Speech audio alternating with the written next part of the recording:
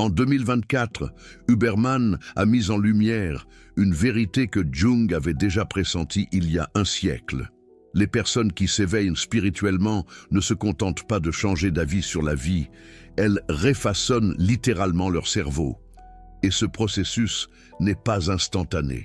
Il est lent, progressif et souvent douloureux. Parce que plus vous vous éveillez, plus vous devez abandonner. Et le plus troublant, c'est que vous ne choisissez pas d'abandonner.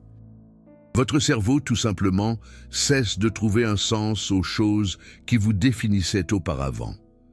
Dans l'épisode avec le Dr James Hollis, un psychanalyste jungien de renom, Huberman a exploré un phénomène que les neurosciences modernes confirment désormais. Le processus que Jung appelait l'individuation n'est pas une simple métaphore. C'est un phénomène neuroplastique. Votre cerveau se reconnecte littéralement lorsque vous commencez à vous éveiller. Les réseaux neuronaux qui soutenaient votre persona social commencent à s'affaiblir. Les circuits qui vous maintenaient prisonnier de la validation externe cessent de s'activer. Et peu à peu, sans même que vous vous en rendiez compte, vous commencez à abandonner des choses que la société entière valorise. Jung nous a mis en garde contre cela dès 1921, dans son ouvrage « Type psychologique ». Il y décrivait ce que Huberman appelle aujourd'hui la neuroplasticité dirigée. La capacité du cerveau à se réorganiser en réponse à un changement profond de conscience, mais Jung est allé plus loin. Il a affirmé que cette réorganisation a un coût. Tout ce qui n'est pas authentique doit mourir. Et cela inclut les relations, les ambitions, les identités, les croyances. Tout. Dans les prochaines minutes, vous allez découvrir exactement ce que les personnes éveillées abandonnent. Non pas parce qu'elles le veulent, mais parce que le processus neuroplastique de l'éveil rend impossible de continuer à porter ce qui n'est pas réel. Vous allez comprendre pourquoi cela vous arrive maintenant. Pourquoi vous avez l'impression de vous éloigner de personnes qui vous étaient autrefois proches. Pourquoi vos anciens objectifs vous semblent vides. Pourquoi vous ne parvenez plus à feindre de l'intérêt pour des conversations superficielles. Et plus importante encore, vous allez découvrir pourquoi le monde académique occulte ce lien entre Jung et Huberman.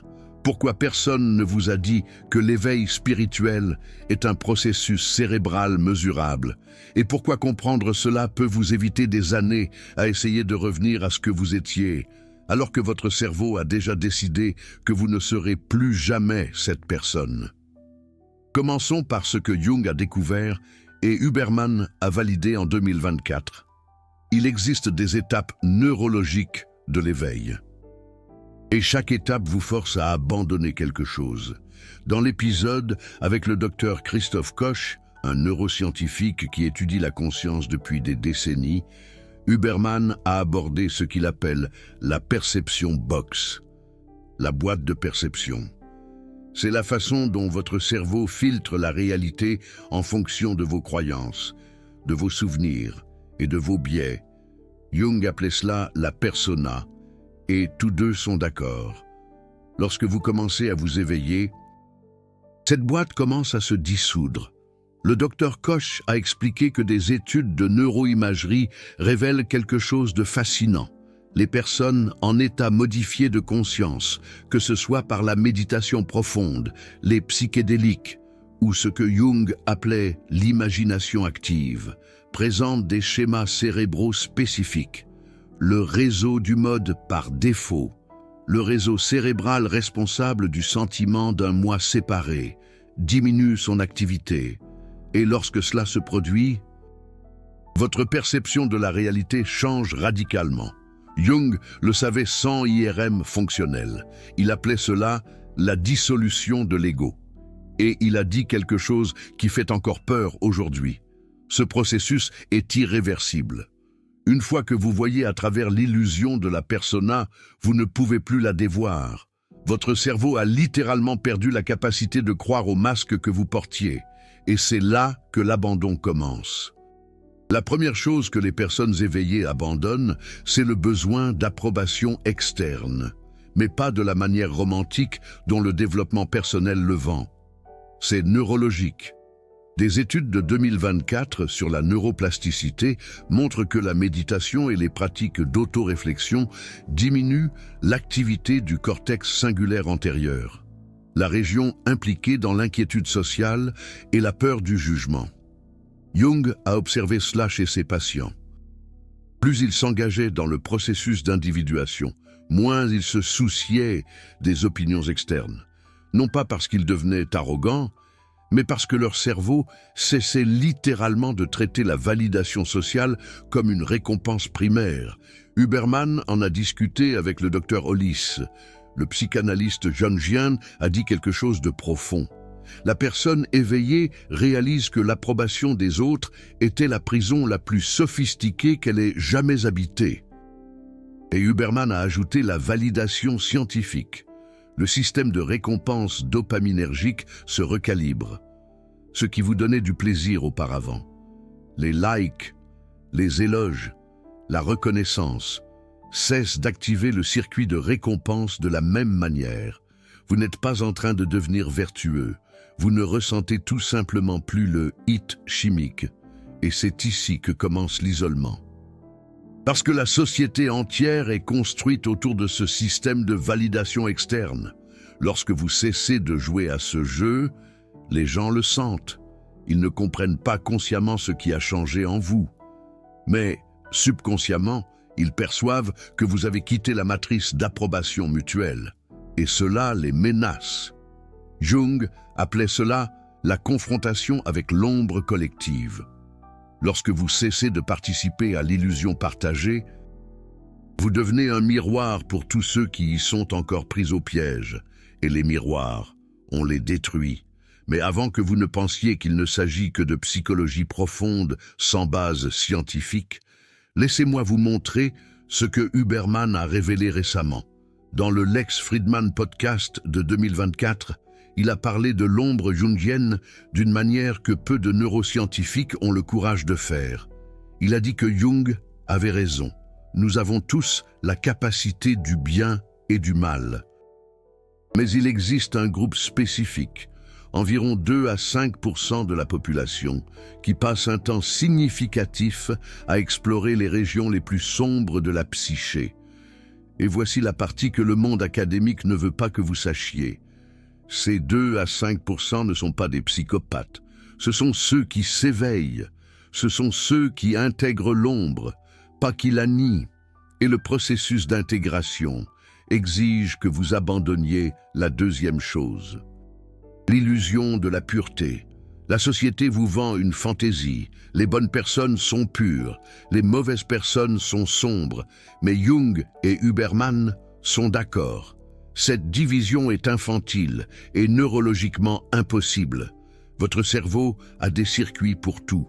La capacité de l'amour et de la haine, la création et la destruction, l'altruisme et l'égoïsme. La question n'est pas d'éliminer un côté, c'est d'intégrer les deux. Et lorsque vous commencez à intégrer votre ombre, quelque chose de troublant se produit.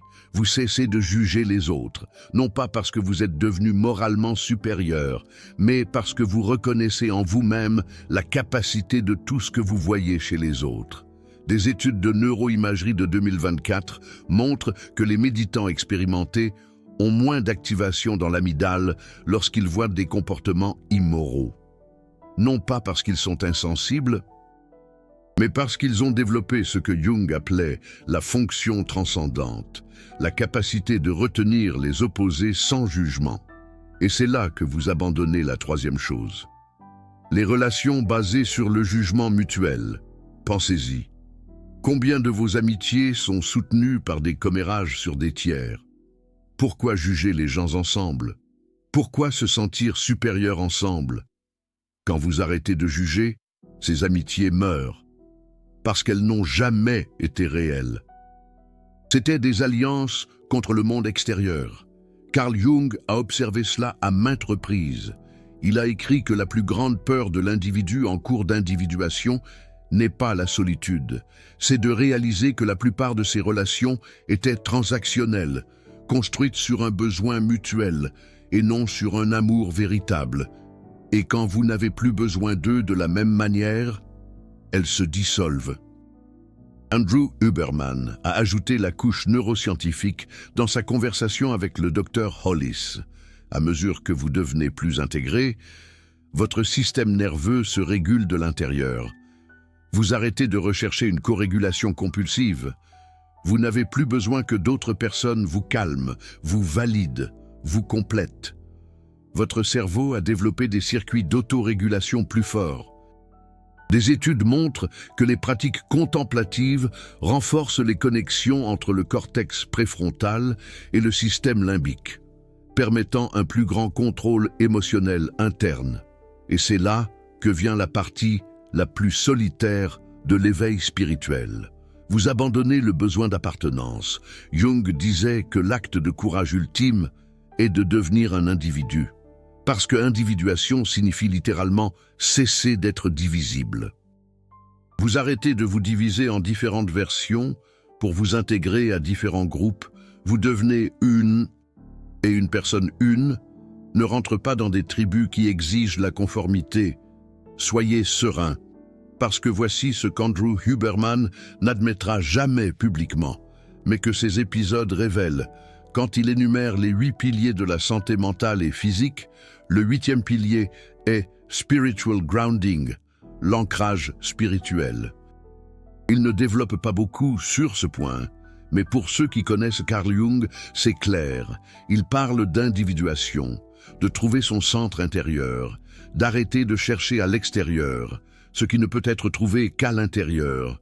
Et cela nous amène à la 4e chose que les personnes éveillées spirituellement abandonnent, la recherche de sens externe.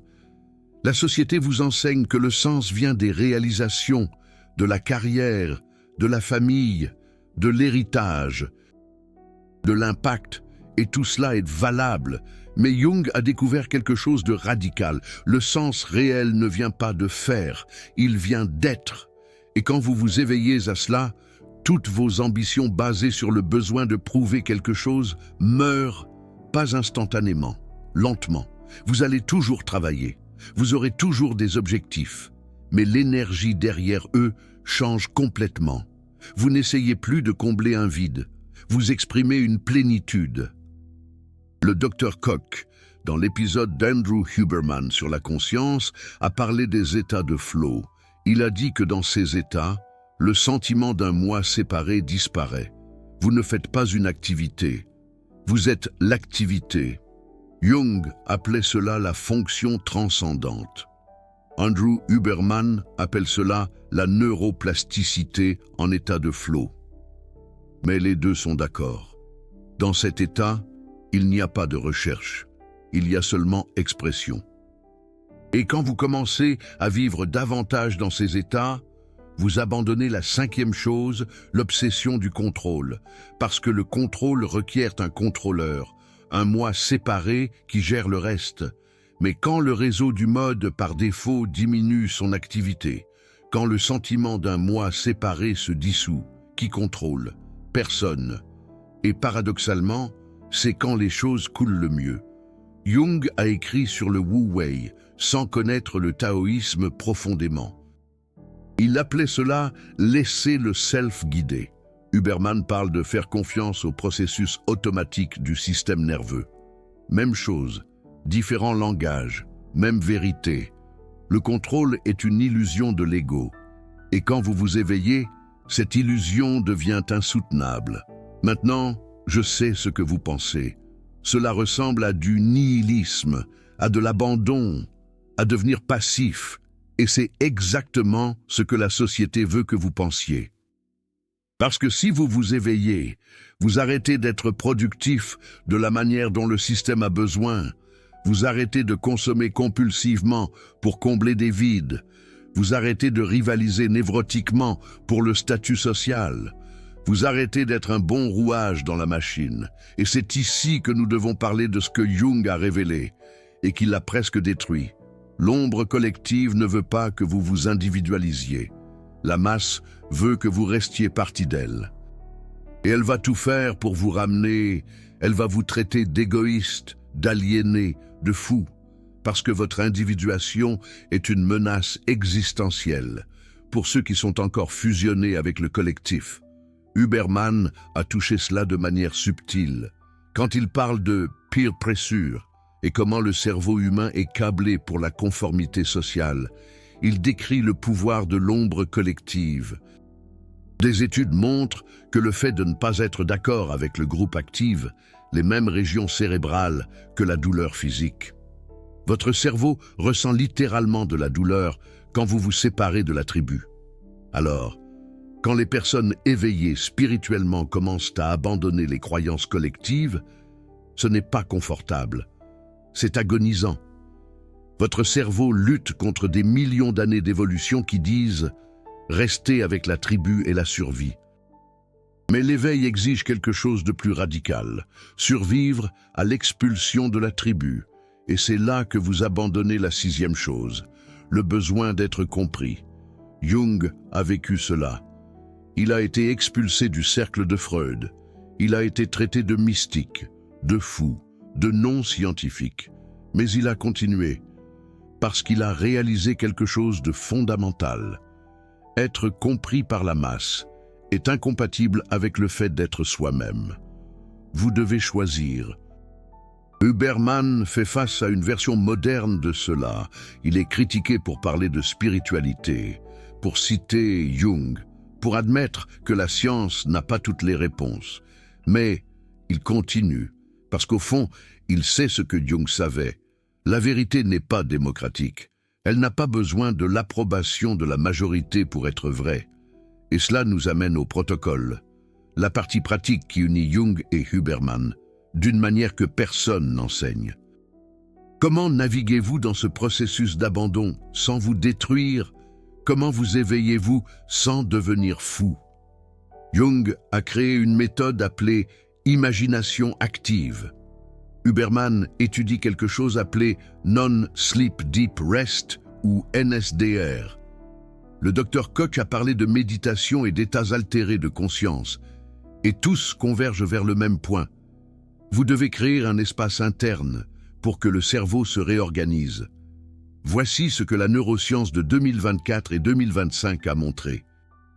Quand vous pratiquez des états de conscience non ordinaires, méditation, NSDR, contemplation profonde, vous ne vous détendez pas. Vous remodélez littéralement votre cerveau, augmentant la masse grise dans les régions associées à la régulation émotionnelle, la mémoire et la conscience de soi, diminuant l'activité dans les régions associées à l'ego défensif et à la préoccupation sociale. Une étude récente a décrit comment les pratiques spirituelles créent une boucle de rétroaction. Vous pratiquez, votre cerveau change. Le cerveau changé rend plus facile la pratique, ce qui change encore plus le cerveau. Jung appelait cela le processus d'individuation. Huberman appelle cela la neuroplasticité dirigée. C'est la même chose. Et voici le protocole hybride que personne ne vous raconte. Matin, soleil dans les yeux dès le réveil. Protocole d'Andrew Huberman. Mais pourquoi ? Parce que cela régule votre rythme circadien, ce qui stabilise votre humeur et votre énergie. La stabilité émotionnelle est un prérequis pour faire le travail sur son ombre jungienne. Si vous êtes dérégulé, vous allez résister à tout ce que l'ombre tente de montrer. Après le soleil, 20 minutes de pratique jungienne. Ça peut être du journaling, ça peut être de l'imagination active, ça peut être simplement s'asseoir et se demander « Qu'est-ce que j'évite de ressentir aujourd'hui ?» Jung disait que l'ombre parle à travers l'inconfort auquel vous résistez. Huberman dirait « Vous entraînez votre cortex préfrontal à tolérer des émotions difficiles sans réactivité limbique. » L'après-midi, du mouvement, de l'exercice, pas pour l'esthétique, mais parce que le mouvement intègre. Jung observait que les patients pris au piège de boucle mentale bénéficiaient d'une activité physique.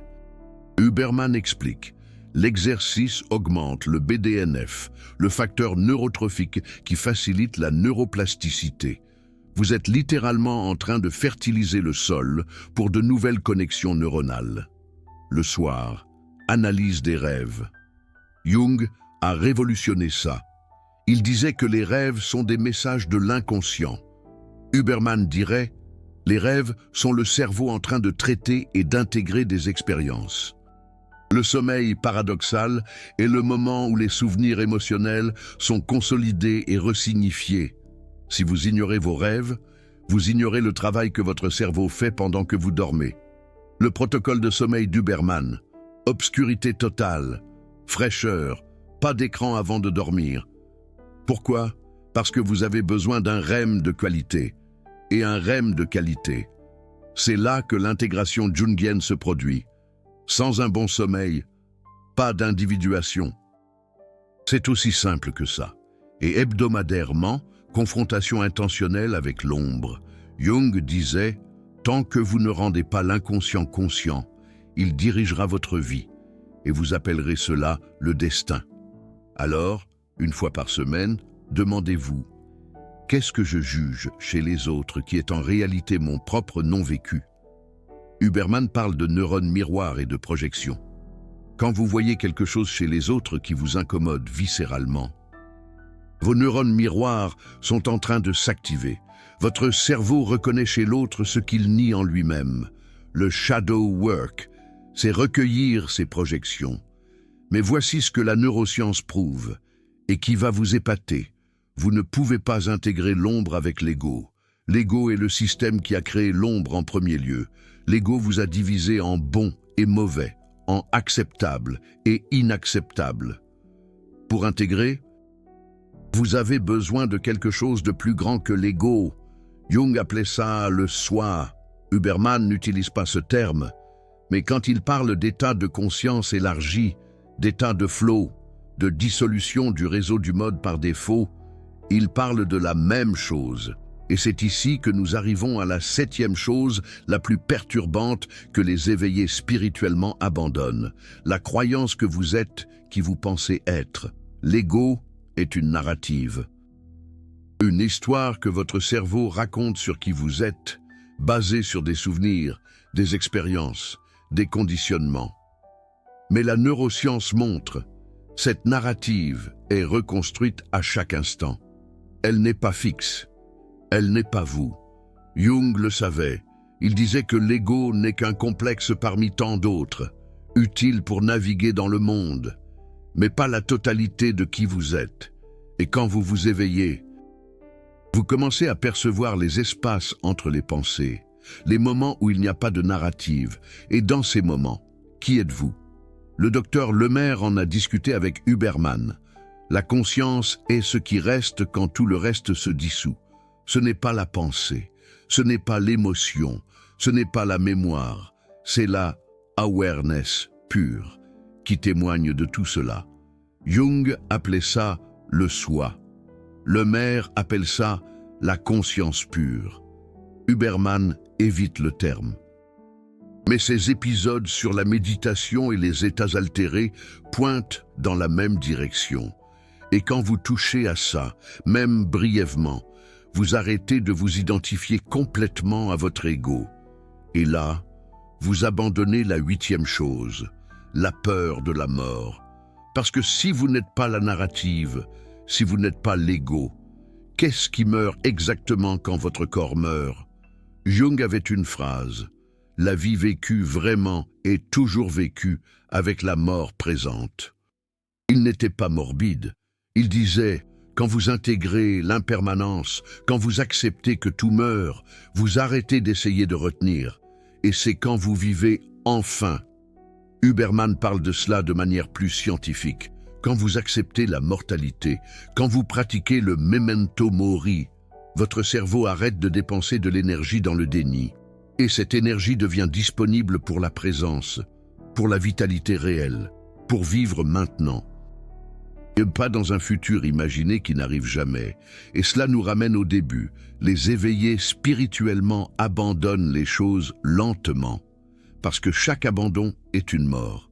Mort de la persona sociale, mort du besoin d'approbation, mort de l'illusion de contrôle, mort de l'identification avec l'ego, mort de la peur de la mort. Et que reste-t-il? Jung disait que ce qui reste est le soi, la totalité, l'intégration de tous les opposés, lumière et ombre. Conscient et inconscient, personnel et collectif, Huberman dirait « ce qui reste est un cerveau plus intégré, plus flexible, plus capable de répondre au moment présent sans réactivité automatique ». Vous venez de traverser un voyage qui a révélé le protocole secret qui unit Jung et Huberman. La vérité que l'Académie cache. L'éveil spirituel n'est pas mystique. Il est neuroplastique. Il est mesurable. Il est reproductible. Jung a cartographié le territoire il y a un siècle. Huberman traduit la carte dans un langage moderne. Et vous avez maintenant les deux, cette connexion que je viens de révéler n'est pas mainstream, parce qu'elle défie le modèle actuel. Un modèle qui veut vous vendre plus de cours, plus de thérapie, plus de solutions externes. Mais Jung et Huberman sont d'accord. La réponse est en vous. Elle l'a toujours été. Le super thanks là-dessous n'est pas seulement un soutien financier. C'est vous qui dites. Continuez à révéler ce que l'Académie cache. Quand vous cliquez sur le cœur doré, vous financez la prochaine révélation sur la connexion que personne d'autre n'a le courage de faire. Vous n'êtes pas un spectateur passif. Vous êtes un chercheur de vérité qui choisit la profondeur plutôt que la surface. Alors, que faites-vous avec ça maintenant? Comment vivez-vous en sachant que l'éveil va vous coûter tout ce qui n'est pas réel? Jung dirait, vous n'avez pas le choix. Une fois que le processus commence, il ne s'arrête pas. Votre inconscient ne vous laissera pas vous rendormir. Huberman dirait, la neuroplasticité n'est pas réversible par choix. Une fois que les circuits changent, vous ne revenez pas à l'état antérieur, juste parce que c'est plus confortable. Mais voici le paradoxe final. Plus vous abandonnez, plus vous gagnez. Pas en termes que la société valorise. Vous n'aurez pas nécessairement plus d'argent, plus de statut, plus d'abonnés, mais vous aurez quelque chose qu'aucun argent ne peut acheter. Vous vous aurez vous-même. Jung a vécu cela. Il a perdu sa réputation. Il a perdu des étudiants. Il a perdu l'approbation de Freud et de l'establishment. Mais il a gagné quelque chose de plus grand. Il est devenu qui il était réellement. Et la profondeur du travail qu'il a laissé prouve que ça en vaut la peine. Huberman navigue une version moderne de cela. Il est critiqué chaque fois qu'il va au-delà du scientifique matérialiste. Mais il continue, parce qu'il sait, comme Jung le savait, qu'il y a plus dans la conscience humaine que les synapses et les neurotransmetteurs ne peuvent l'expliquer. Et vous êtes au milieu du processus. Vous avez déjà commencé à abandonner, vous avez déjà ressenti l'isolement, la confusion, ce sentiment d'être désencaissé du monde. Et probablement, vous avez pensé qu'il y avait quelque chose qui clochait chez vous. Mais non, vous êtes littéralement en train de vous éveiller. Votre cerveau est en train de se réorganiser. Vos valeurs sont en train de se réaligner avec ce qui est authentique. Et oui, cela va coûter des relations, cela va coûter de vieilles croyances, cela va coûter l'identité que vous avez construite. Mais Jung vous le garantit. De l'autre côté, il y a l'intégrité. Huberman le valide. De l'autre côté, il y a un cerveau plus intégré, plus adaptable, plus vivant. Et les deux sont d'accord. Il n'y a pas de retour en arrière possible. Il n'y a qu'à traverser. Alors aujourd'hui, maintenant, faites ceci. Arrêtez d'essayer de revenir à ce que vous étiez. Arrêtez de résister au processus. Arrêtez de juger le fait que vous vous éloignez de ce qui ne résonne plus en vous. Votre cerveau a déjà décidé. Votre inconscient a déjà initié le processus. Votre seul choix est, allez-vous lutter contre ou allez-vous collaborer? Et collaborer, ça signifie pratiquer le protocole, soleil, shadow work, mouvement, rêve, confrontation hebdomadaire avec ce que vous évitez. non pas parce que cela va vous rendre spécial, mais parce que cela va vous rendre réel. Et réel est le seul qui vaille la peine d'être. Jung a terminé sa vie en disant que la seule question qui importe est « Êtes-vous devenu celui que vous étiez censé être ?»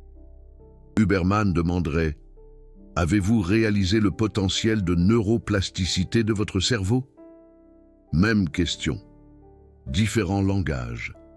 Et la réponse ne vient pas de plus de connaissances. Elle vient de l'intégration, de la pratique, de traverser les abandons jusqu'à atteindre l'autre rive, où il n'y a plus de persona sociale. Plus d'ombre jungienne, ni d'ombre collective reniée, plus d'ego défendant un territoire imaginaire. Il n'y a que vous, total, intégré, vivant. Ça, c'est l'éveil. Ce n'est pas confortable, ce n'est pas rapide, et ce n'est pas pour tout le monde. Jung estimait que 2 à 5% y parviennent. Huberman a confirmé le même nombre dans un contexte différent. Et si vous êtes ici, si cela résonne en vous, vous êtes probablement l'un de ces 2 à 5%. Non pas parce que vous êtes spécial, mais parce que vous avez choisi la vérité au lieu du confort. Et ce choix a un coût, mais il a aussi une récompense. Une que l'argent n'achète pas, la gloire n'apporte pas, l'approbation ne garantit pas. La récompense de vivre une vie réelle. Jung avait une phrase dans le livre rouge que peu de gens connaissent. « Je dois être fidèle à ma propre loi, pas à la loi des dieux ». Et quand Huberman identifie l'ancrage spirituel, spiritual grounding, comme l'un des 8 piliers fondamentaux de la santé, il dit la même chose dans un langage moderne. Vous devez trouver votre propre vérité intérieure, pas suivre des dogmes externes. Et voici la connexion finale qui boucle la boucle. Tant Jung que Huberman ont découvert que le processus de devenir qui vous êtes réellement n'a pas de point final. L'individuation n'est pas une destination, c'est un voyage. La neuroplasticité ne s'arrête pas à 30 ans comme on le pensait autrefois. Elle continue jusqu'à la mort. Votre cerveau est toujours capable de changer, toujours capable d'intégrer plus, toujours capable de s'éveiller plus profondément. Alors ce que vous abandonnez aujourd'hui n'est pas la fin, c'est le début. Chaque abandon crée de l'espace pour que quelque chose de plus authentique naisse. Chaque mort de l'ego crée de l'espace pour que le soi émerge. Et ce processus, Jung le garantit et Huberman le valide, est le seul qui transforme la souffrance en sens. La dernière chose avec laquelle je vais vous laisser, des études de neuroimagerie récentes montrent que les personnes qui ont vécu des processus profonds de transformation psychologique, ce que Jung appellerait l'individuation, présentent des schémas cérébraux uniques, une plus grande connectivité entre les hémisphères, une plus grande intégration entre les régions émotionnelles et rationnelles, une plus grande capacité à supporter les paradoxes sans s'effondrer dans une certitude simpliste. En d'autres termes, l'éveil ne vous rend pas parfait. Il vous rend plus complexe, plus intégré, plus capable de danser avec l'ambiguïté de la vie. Et cette capacité, dans le monde où nous vivons, est la vraie sagesse. Écrivez intégration dans les commentaires si vous avez compris la synthèse Jung-Huberman. Quelle est la chose parmi les 8 que vous avez déjà commencé à abandonner sans vous en rendre compte? Commentez le numéro de 1 à 8.